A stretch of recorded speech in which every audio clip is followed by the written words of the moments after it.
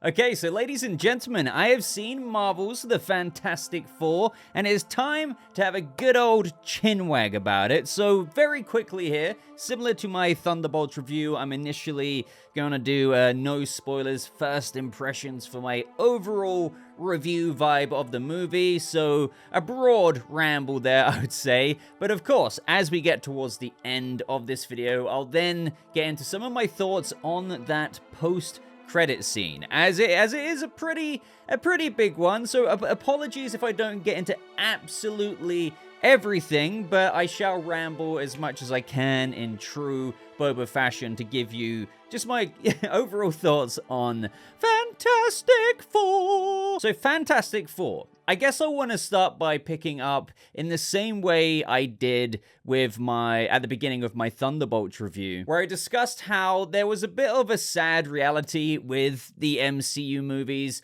and how they've become a bit of a pick and choose thing for comic book fans, which, as I also mentioned, probably extends to the general audience alike, where the question is raised, hey, do I even bother buying a ticket to this one? Whereas once upon a time, as we all know, most MCU movies felt like you kinda had to see them. So it felt very clear that the MCU needed to do something more with their movies to make audiences care beyond the approach that they had. And for me, Thunderbolts was exactly the type of movie that the MCU needed with the way they would approach things from there on out. Like, sure, Thunderbolts didn't do that great in the box office, but I feel that's more of a result of the lack of interest in that lineup of characters in the first place. However, the execution of Thunderbolts was exactly what I think has been sorely lacking with the MCU formula, which is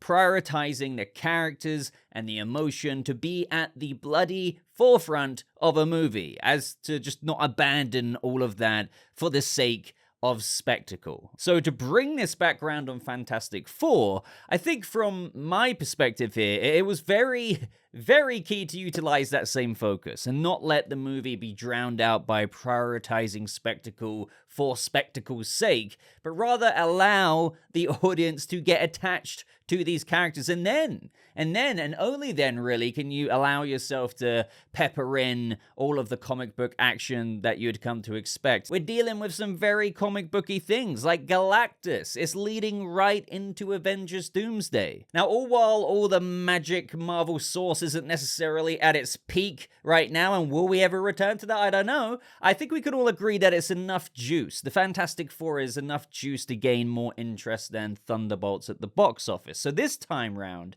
I was kind of hoping for a similar execution, and where it felt like to me that Marvel knew just how much to lean into the characters and the story, prioritize the right things to achieve that nice balance. So if you long story short here, if you want my no spoiler reaction to Fantastic Four, I will absolutely say that it's a great time. Now, does this mean that it's the best and most peak MCU movie of all time? No, but after recent movies, as we've covered already in this video, seeing a movie like Thunderbolts and how they evidently took more care with the approach to the storytelling there, and now Fantastic Four, for me, as somebody who has struggled, like many people, to, even review every MCU movie as of the past couple of years or so, it feels great to be in a place in where I go and see an MCU movie and wholly recommend others to also go and see it. It feels really good to see Marvel creating new additions to their slate that aren't ranking at the bottom of the pile, but somewhere nearer to the top out of recent years. Now, the plot is fairly straightforward without spoilers here and just from the trailers, right? We know that Galactus is on his way, and the Fantastic Four scramble to try and prevent Galactus from pretty much munching the planet. Now, there's both the stakes of the fate of the world, but also some pretty damn important stakes to the Fantastic Four themselves that they don't want to compromise on, which makes the conflict for these characters even more compelling in the movie. Now, saying the plot is simple isn't a bad thing, by the way, just like how it wasn't a bad thing for Superman, but what I will say is that the pacing of Fantastic Four felt a little bit more easy to gel with compared to, recently Superman's more chaotic swings that happened throughout its runtime. And of course, we've covered how for Superman, with all the soaring beat-to-beat moments and the chaos of Lex Luthor's plans to take Superman down, it's both a strength and a drawback to the movie's pacing for a lot of people, I'd say, whereas Fantastic Four feels a bit more like a, traditional build-up throughout the first act. The main plot points are introduced and the stakes and various things just kind of ramp up even more. It has at quite a few times these moments in where it takes a second to breathe with the characters and have them run through what they're facing. And then, of course, it hits this peak in the final act where I would say like the flow is maintained and then it kind of tapers off from there to the ending, very ending of the movie. So for me, that worked really well within the structure of this film. I wasn't really left bored at any point. Now, speaking of all of that, like the movie picks up with a way of just catching up the audience to the adventures of the Fantastic Four so far. The way they introduce it with the kind of world that we're also in with this kind of retro-futuristic setting where the characters are already at when we pick up with the movie, I found myself really enjoying that introduction. I mean, it's filled with like a bunch of cool references, comic book Easter eggs and characters, some action there as well among the recap, and all of that good stuff summarized in a way that didn't feel overstuffed, yet also not needing to know a whole bunch more. It just kind of felt right to catch you up to this version of the Fantastic Four. And if you guys know me at all, I'm in full support of that. I mean, as you may have noticed with superhero movies of the past 20 odd years, we've now got to a place in where we don't need to do a reboot of the character or characters where the whole first movie goes from a long origin to then established heroes. Now, we have movies like The Batman, where Robert Pattinson's Batman was already in year 2, James Gunn's Superman. Superman is 3 years in, and you're just chucked into this universe. And now, for Fantastic Four, that bypasses their origin while referring to it with their team being 4 years into their superhero careers. And again, the way that this was handled was a pretty damn cool way of doing it. Now, as for like the overall design and aesthetic of this movie, I think that this is something people have been saying ever since we've been getting peeks at the retro-futuristic design from all the trailers and marketing and just various promo. But now having seen the whole thing, all of that was really visually well done. Like, I'm a big fan of retro-futuristic design. I mean, this isn't exactly Fallout. Like, I'm a big fan of the Fallout games, but like just that whole concept, I'm in love with. So seeing Fantastic Four belong to this whole other world and setting of Earth, it's kind of allowed the movie and this iteration of the team to be a very awesome, distinct take. It kind of still harkens back to the, old purity and spiritual sense of the Fantastic Four from classic comic book pages, but makes it relevant in yet a modern setting because it's quite literally on a different Earth. All right, so we're this far in and I haven't spoken about the characters or cast yet. So okay, with what I rambled about at the beginning and just in of itself with a bloody Fantastic Four movie, this movie needed to nail the Fantastic Four. I mean, to state the obvious, right? But that they could have not done that. That's something that was a very real possibility, especially with some people kind of concerned about the castings. It also factors in massively like this whole conversation about casting and characters to what I feel makes a successful spectacle / comic book movie these days. Like, not only do they need to do well with the characterizations of this iteration, but they need to give enough to the characters in the script that allows the audience to actually give a shit about the characters. Because seriously, all too often with the flops of recent years, one of the main symptoms of said flops is because they don't do that. So I am happy to report that I feel like they did a good job here. I think, obviously, well, it may not be obvious to everyone, but Thunderbolts went even harder in terms of, like, depth of character and substance there, but Fantastic Four did not leave it on the wayside like recent comic book movies of the past several years have. And I think people will absolutely like these castings way more than they thought they would. You know, a lot of people really weren't sure about Joseph Quinn as Johnny Storm, but I personally always saw the vision there. Now, as for Pedro Pascal, despite being a fan of his, that's where I was even like, you know, well, okay, I completely see Vanessa Kirby as Sue Storm, totally see what they're doing with Ebon Moss-Bachrach as the Thing, but Pedro, it's kind of a weird one because a lot of people love him, but it was kind of like, you know, he's in so many things these days. Should this guy also be bloody Reed Richards, right? You know, I completely understand people's apprehensions there. So, starting with Reed, I think Pedro, after seeing this movie, has earned his stripes here. Like, if you go and see it, I'd be pretty surprised if people were like, oh my god, this Reed is just no. Like, no, I think he does a good job as Mr. Fantastic, and his iteration of the character is a very relevant one. I completely, again, understand if you could have done with not seeing Pedro Pascal again in another movie, but putting that aside, it doesn't invalidate his take on the character being a good one. He does a great job at showing how Reed can struggle balancing his insane genius with more nuanced issues that can't always be directly problem solved with his usual approaches, or even if that's being attempted, that position in of itself forces Reed to be in a very uncomfortable place, which can obviously also breed some interpersonal conflict with others that was portrayed pretty damn well, again, with Pedro Pascal. And his chemistry with Vanessa Kirby, Sue Storm, and the others in the Fantastic Four family was brilliant. Like, for sure, to me, Pedro Pascal and Vanessa Kirby felt like a natural couple of Reed and Sue together on screen. Now, speaking of Vanessa Kirby as Sue Storm, she is by far, easily, the biggest standout of the entire movie for me. Now, I know that Sue is a pivotal character in the Fantastic Four, and I've always been a fan of Vanessa Kirby's when she pops up in various projects that I've seen, but I actually didn't expect to dig her portrayal of Sue Storm as much as I did. It goes without saying for me that Sue is the beating heart of the team, all while Reed is the smartest and apparent, I guess you could say, figurehead leader that many look to out there for answers. It's very clear that Sue is the emotional baseline of the group, which it's clear to kind of see the other members as well of the Fantastic Four place her at the kind of uppermost echelons of the group's hierarchy. And it's not out of any kind of artificial propping up kind of girl boss thing that people like to read into. Sue is very organically at the core of this team. Now, don't get me wrong, like, they all work together as a team, and there's great moments of that at play, especially when things get nuts in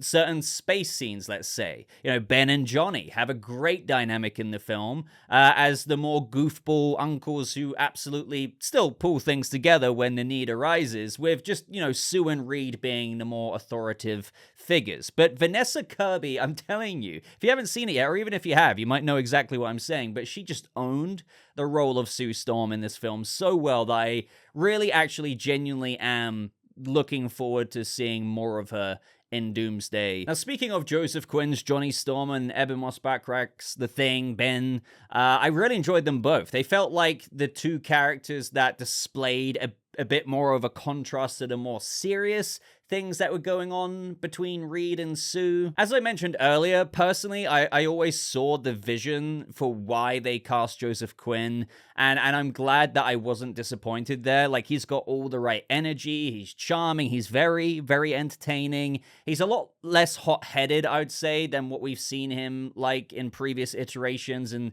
he, of course, lends to quite a bit of comedy in the movie, especially especially when paired with Ben. Now, on that note, quickly, I think the humor was decent. Like, not every joke landed for me with Johnny, especially one that kept popping up in the movie when it came to Shalla-Bal. But, I mean, you may completely disagree with me there. And to stress here, the light-hearted pokes they all kept having throughout the film, especially with how well, like, seriously, how well the cast worked together and how the chemistry is just fantastic, that they do exude a family energy. And then you just kind of add someone like Herbie into the mix. I will easily say that Fantastic Four succeeded in making the comedy, or just overall, like, this entertaining movie, which I think will tickle the fancy, so to speak, of most people. Now, despite how much I enjoyed the cast of Fantastic Four and their characterizations, if I had to offer some criticism when it comes to them, I suppose it would be that it felt like we couldn't get into them all as much as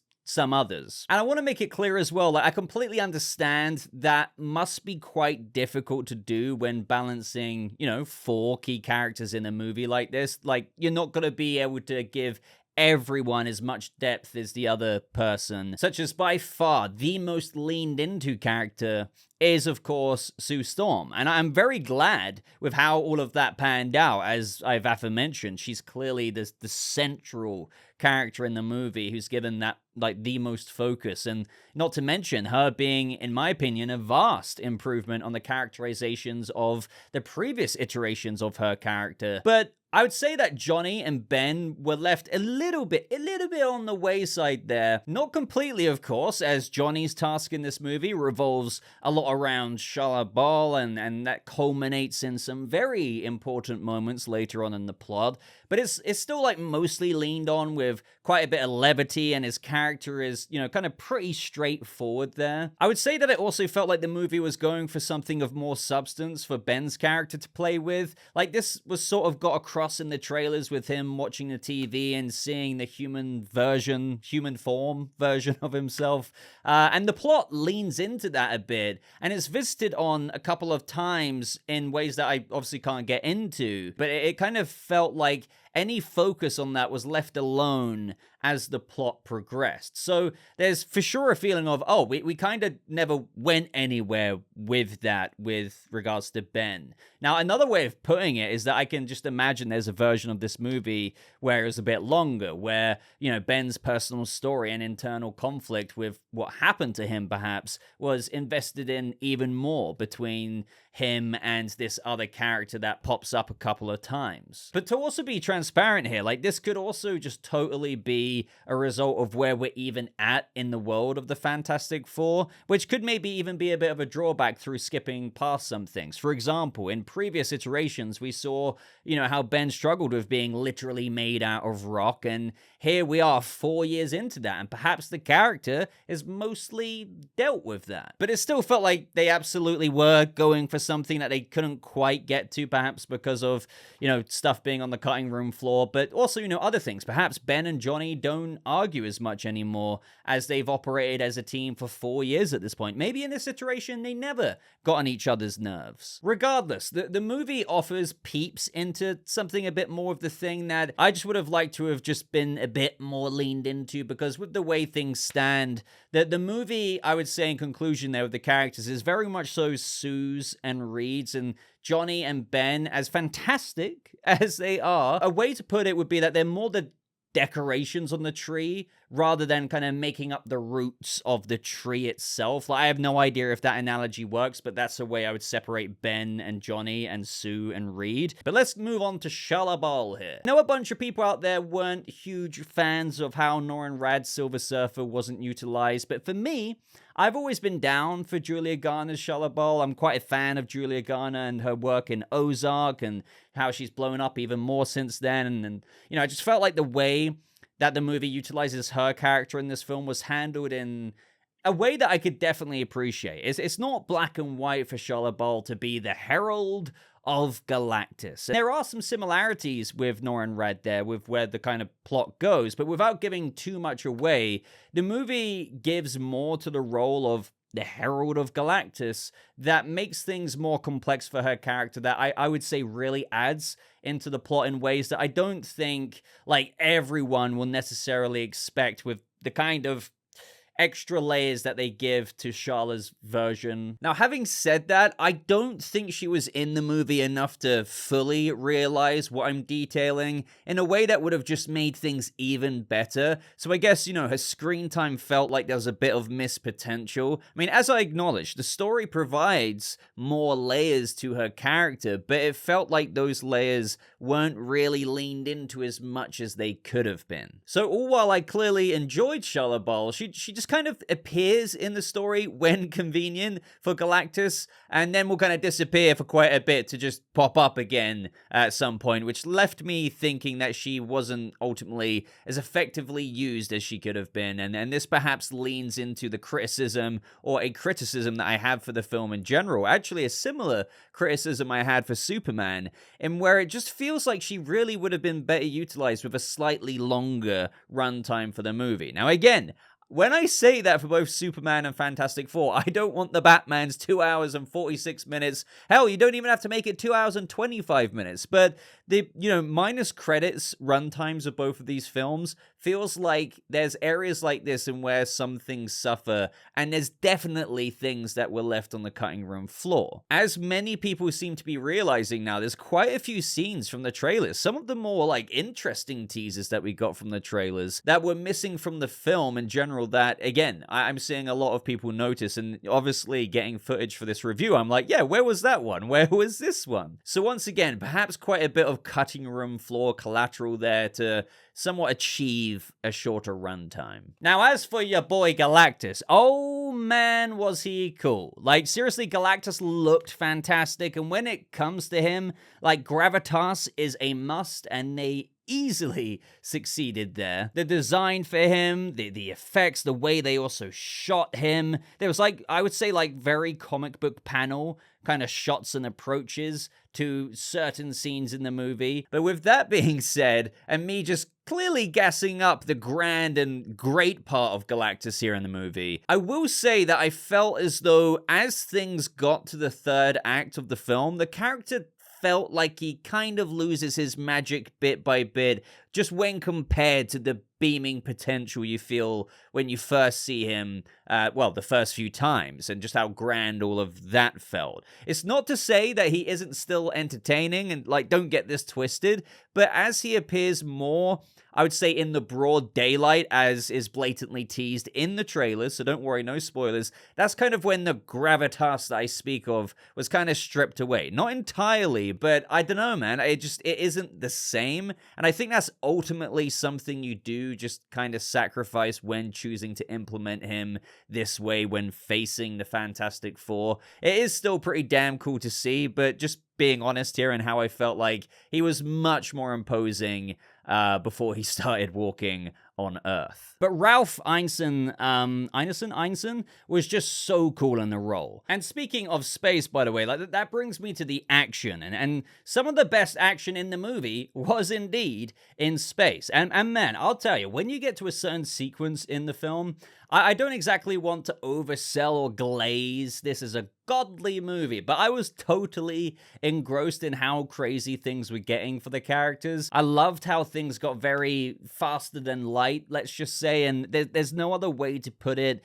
other than moments like this in the movie were just wholeheartedly at the very DNA level of Fantastic Four vibes. Now, as for the larger action, still really enjoyed it. It felt like we could have got a bit more, believe it or not, as it felt like we only saw Reed stretching a bit more sparingly. I mean, it was consistent, but in terms of seeing things additionally to just him stretching his arm out and grabbing a control, it would have been cool to see even more things that we got to see a little bit later on in the movie, compared to, let's just say, Johnny activating his powers and flying about the place. That was something that they did pretty consistently. Now, if you want to get into plot contrivances, I will say that this movie definitely has them. Again, I know not everyone cares for it, but the way things are resolved to a few other parts of the movie is mightily awesome as that scene was between two certain characters. There was the nitpick part of my brain being well, there's this and there's this, and then, isn't that kind of convenient that isn't happening? So,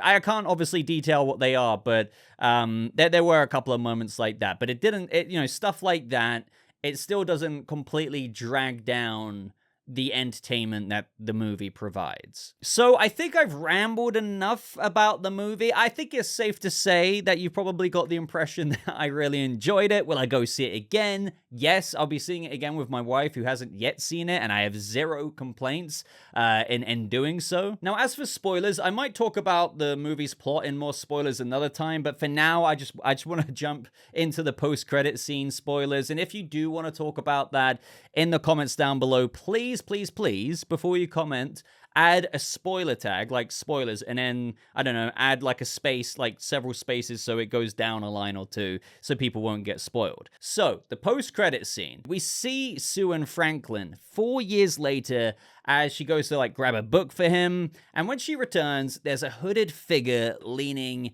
over Franklin with his mask off, and yes, this is none other than Dr. Doom. Now, obviously, this is leading right into Avengers Doomsday, and I have to admit, like, as an audience member who kind of knows what's going on here, it was exciting, but it kind of made me think about the general audience, like, with the way that this would land, such as, you know, will the general audience get the hype behind this? Like, sure, I know it's very public at this point that people know about Robert Downey Jr. making a return, but do you know what I mean? Like, I don't know if absolutely everyone will connect those dots to this hooded figure. And I totally get how that wasn't even Robert Downey Jr. because they'd probably have to fork out, like, what, $8 million to actually feature his face as Doom's face in this scene with a line. But obviously, if they did, that would have been a lot more hype generating to the less kind of die-hard comic booky fans, and they'd totally be like, wait, what the hell? Isn't that Tony Stark? If they hadn't somehow caught the news or connected the dots already. So I don't know if they really could have done it any other way without, again, forking out millions more to Robert Downey Jr. But let's now talk about what exactly is going on here. Well, first of all, we know that Galactus, after discovering Franklin Richards, he can easily identify that he is insanely powerful and wants him to inherit his cursed throne, as I think he put it, so he can be rid of his eternal hunger. And we know that Franklin, again, is very powerful in the source material, as he literally, I mean, even in the movie, resurrected Sue. So I think we can get the hint as to why Dr. Doom would be interested in Reed and Sue's child. But what's interesting about this scene is that when we see Doom, he's revealing his face to Franklin, and we see that Franklin is extending out his arm, as though he is touching Dr. Doom's face. Now, as we know with Dr. Doom in the source material, he is pretty damn scarred to say the least, and with Franklin's abilities, it has led to many fans wondering if maybe this could be one way of dealing with the scarring of the character, in so doing, allowing Robert Downey Jr. to perhaps not have to wear a shite ton of makeup or prosthetics, but rather appear with a healed face, or mostly healed face, for some time. Now, I don't think, again, to stress that this means that there won't be anything there, or that the scarring wouldn't return eventually, but I can imagine that in Franklin's innocence, that just seeing a dude with a face messed up like Dr. Doom's, he might just, you know, want to help clear things up for him. I just don't know about that theory. You know, I've seen a lot of people discussing this, and I totally get it on one hand, because we know how powerful Franklin is. And he's touching, I mean, you see it. He's touching Dr. Doom's scarred face in that moment, or at least he seems to be. But would they really heal it in this scene and skip past quite a big, you know, trait of the characters before we even get to Doomsday? That's why I think at best, perhaps Franklin is minimizing the scarring here rather than clearing it up entirely, or maybe he's not healing it at all. Maybe he's just like, who are you? What are you doing here? Now, the MCU has only just begun to tease how powerful Franklin is, but again, as many fans know, in the source material, he's so insanely powerful, and it's, you know, just really no stretch of the imagination that Dr. Doom wants Franklin Richards for his power. I mean, we've literally got Avengers Doomsday coming right up around the corner, and if he could somehow wield the power of Franklin, then that would make him borderline unstoppable. I think the question I have now is, how will Doctor Doom achieve this? Like, of course, Franklin, as a child, can be manipulated after being taken, but would it be that easy? Wouldn't it be pretty damn freaky being taken by someone like Doom to then just do his bidding? But then again, maybe, you know, through Doom exposing his scarred face to Franklin and making himself vulnerable in that moment, you know, maybe it's somehow and in some way formed a connection between them both, and where Franklin is able to be taken by Doom without force. To me, it's still a bit of a hard sell when pondering all of these theories that people are talking about, because, you know, it's like, if I was a kid, and yes, I know this is a movie, but if I saw a guy in a cloak with a creepy mask and he took it off, and you see this horrifically scarred face, would I go with that dude? Probably not. But hey, this is Franklin we're talking about, so I don't know what he was thinking.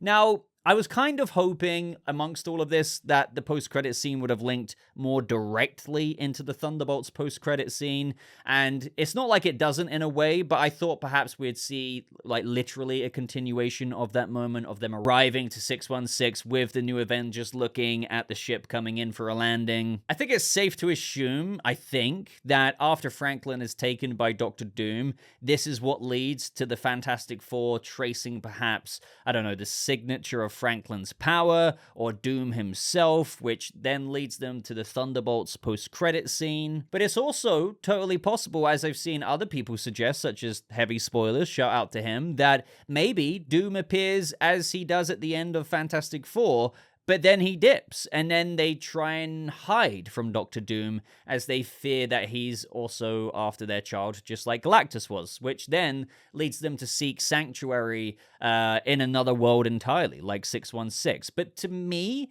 to be honest, with people talking about that, I could be wrong, but I think it's more likely that Doom takes Franklin in this moment, in that post-credit scene, rather than the Fantastic Four seeing the cloaked figure, so, you know, Sue Storm in this moment, seeing him disappear and being like, okay, we gotta hide from this guy. It just makes more sense that they try and trace Franklin with Reed's genius ways, and it leads them to 616. Like, to me, I don't know why they'd seek sanctuary to hide from Doctor Doom when they don't even know who he is, his capabilities. Don't get me wrong, they might see him and think, oh, this guy's creepy, but for all they know, they could handle him as a threat. So to jump to going from their Earth, like, all the way to 616, like, surely they wouldn't do that unless they saw more of a threat from him at first. But then again, the post-credit scene does end there, and we don't really see what happens immediately afterwards. So maybe there's enough of a scare that makes them want to get the heck out of there with Franklin and go all the way to Earth 616. In which case, maybe Franklin might not get taken by Doom until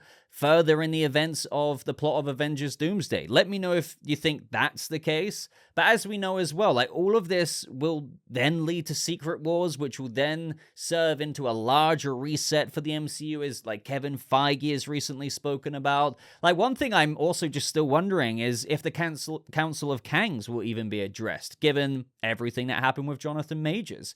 I mean, I think it should be referenced at the very least, because it would kind of be bizarre otherwise if they didn't. Like, even if it's just mentioned that Doom wiped all of them out, like, took their powers, sure, we should probably see that, but, you know, at the very least, say that he did that, and that's why he is as formidable as he is right now, even without taking Franklin's powers. So if you have any theories, if you've read all of that, and, you know, as I always say here, adaptations don't copy and paste, so I'm sure they're going to try and do a few innovative things and add some spins and twists on what Doom could be doing from the comics versus, you know, what they're doing in live action. I would honestly love to hear just anything on how you think things might pan out, but with a spoiler tag if you're gonna do that. But as far as everything I've got to say today about Fantastic Four, I think that pretty much covers it, so I hope you enjoyed the video. If you got this far, I would love to hear your thoughts on the movie. I'd really appreciate it if you left a like on this video, especially if you're still watching me right now. Consider subscribing as well for more videos like this, but until next time, ladies and gentlemen,